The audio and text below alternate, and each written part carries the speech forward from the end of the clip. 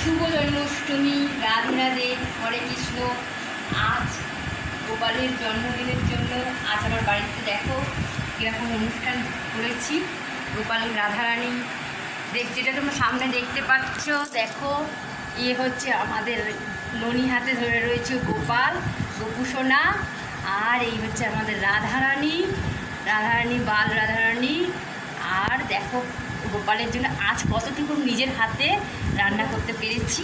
এই হচ্ছে ডালপুরি, তারপর হচ্ছে মালপোয়া, আর এখানে ফলের বাহার, পায়েস, নারকোল নাড়ু, আলুর দম, লুচি, আর হচ্ছে নানা রকম মন্ডা মিঠাই, যেগুলো ওর প্রিয় খাবার, মাখন, মিছরি। মোটামুটি এইভাবে আয়োজন করেছি, ছোটোখাটো, বেশি বড় করতে পারিনি, লোকজন সেরকম আসেনি, কিন্তু আমরা সবাই